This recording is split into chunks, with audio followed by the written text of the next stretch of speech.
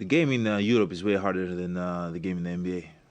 And I don't want to disrespect the talent. Obviously, in the NBA, it's way higher, but the space is just.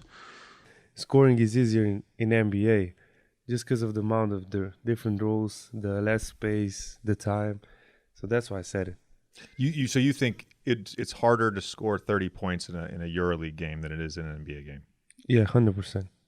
Like, you have a lot of lanes to drive the ball, a lot of lanes to create. It's just, I think over there is more intense. Like people pick you up full court, double team you, full court zone, to man to the last 5 second double teams from the start from zone, and then they go man to man last 10 seconds, and then the double team in the post. There's no lanes to drive. Like, it's just the more physical. Because the guy can stay. If you have a guy like, let's say, Rudy Gobert, he can stay in the paint on defense 3 seconds, however he wants. Like, just because of that rule, you can have 10 more points easily. The NBA in 2022 thrives off high-powered offenses, transition baskets, and most of all, long-distance three-pointers. This era we're in right now is the most high-powered offensive era since the early 1970s.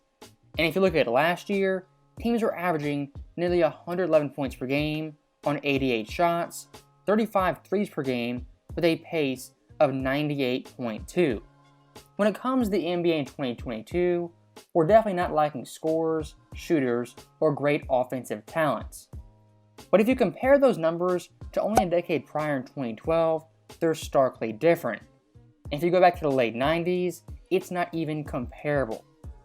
So the question I ask, how in a 25-year time period has the NBA changed so drastically? I could blame the players, the Golden State Warriors, the Houston Rockets, or even the coaches. But the real culprit and the real reason offense has gotten out of control is due to Adam Silver, Mark Tatum, and any member of the quote-unquote competition committee. As those people in particular are responsible for basketball in 2022, the way it's played, and why a lot of players say it's easier to score here than in Europe. Yes, the NBA has better talent, but over in Europe, the rules are 100% more balanced, and the defense is actually empowered. And looking at someone like Kobe, back in 2016, he was a big critic of modern day basketball, saying current day players were soft like Charmin, the product was watered down, hand checking and physicality needed to be brought back, and cheap bump fouls and bait fouls need to be eliminated from the game to make the product better. And to Adam Silver's credit, for about a month stretch last year, he let the refs call the game like they do in Europe. There was no cheap fouls, no bump fouls, and a lot of superstars weren't getting to the line nearly as much. And looking at players like Dame Lillard, Trae Young, and especially James Harden, their overall games were completely changed due to the new rules. And by early November, all three of those guys were complaining about the refs as well as missed fouls. And you can call it a coincidence, but all those guys were playing subpar basketball before they complained. Dame Lillard only averaging 19 points on sub-40 shooting with a low of 3.2 free throws per game. Look at someone like James Harden, he only averaged 18 points per game on 41% shooting with 4.7 free throw attempts. And Trae Young, who averaged 24 game on 43% shooting with 5.3 free throws. Maybe it was early season struggles, but I do find it very interesting when the NBA tweaked their rules just a little bit, you saw superstars complaining, their efficiency going down, and their free throws being split in half. And looking back at the 1990s, I think that decade in particular was the best defensive era in NBA history. As during that time period, you could play physical, you could run zones, you could double team, triple team, run box and ones, and most importantly, in the paint, you could stay there for 3 seconds. When I say that era had better defense, I'm not downplaying modern day players, but I think it is pretty clear players back in the day were more empowered defensively and quite frankly allowed to get away with more. Someone like a Drew Holiday, Kawhi Leonard, a Marcus Smart, and Andrew Wiggins, defensively they would thrive in the 90s with the better defensive rules. And unfortunately for them, they play in an era that is heavily offensively focused. Even looking at Kobe's era in the 2000s, after hand-checking was banned, that defense still was far superior to modern-day defense. I'm not saying Adam Silver has to overhaul the entire league, but if you watch a lot of games, teams from day to day aren't playing tough defense, the fouls are just cheap, the refs have no backbone, and that playoff vibe is not there for 90% of games.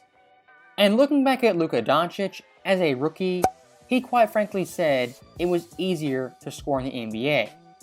And looking at his stats in 2018, with Real Madrid, he averaged 12.8, and the following year in Dallas, averaged 21.2 as a rookie. Did Luka in a 6-month period get drastically better, or was it the rules and the playstyle of the NBA that drastically impacted his numbers? I happen to believe it's the latter. And looking at Nikola Jokic, he also said very similar things to Luka, as well as Giannis, when it came to NBA versus European basketball. And the one thing he did highlight was the 3 and the key rule that is not in the EuroLeague. The floor is smaller. The big man can be in a paint. The floor, the 3-point is lie short, so even that is kind of everything. And is it harder? Yes, just because I think you need to really think about it, and really you need to have really quick thinking. Let's say like that. I think in NBA, if you go by the guy, you can see the help is coming. In Europe, is like if you go by the help is already there, so you need to kind of think. And for me personally, I think this rule is the difference between European basketball and American basketball. As zone defense in the NBA is not entirely a real zone. You can have 1 foot in the paint for 3 seconds, but you can't camp there and play a real 3-2, a 2-3, or even a 1-3-1. If you eliminate 3 seconds and you have a big park in the paint for unlimited time, that cuts off driving lanes, impacts shooters, impacts kickouts, it makes help defense easier, and when a player attacks the rim, they are guaranteed to meet someone at the basket.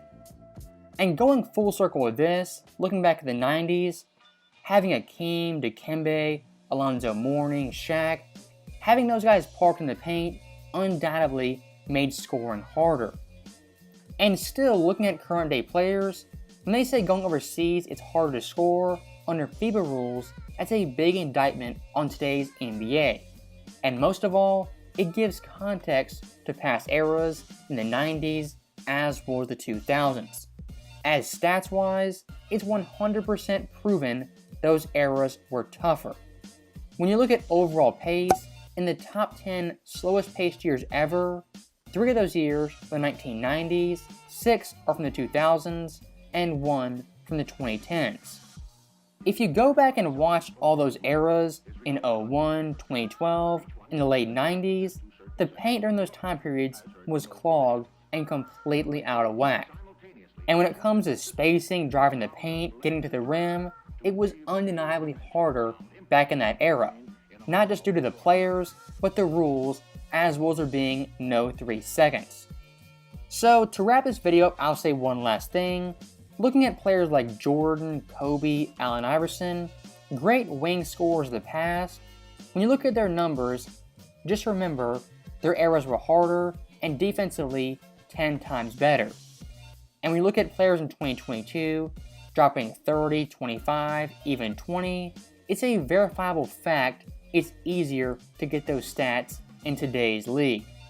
Ask Dame Lillard, ask Jokic, Giannis, even Luka. All those guys will say overseas basketball is harder to score than the NBA. As always, thank you guys for watching. Hope you enjoyed it. I'll see you guys next time.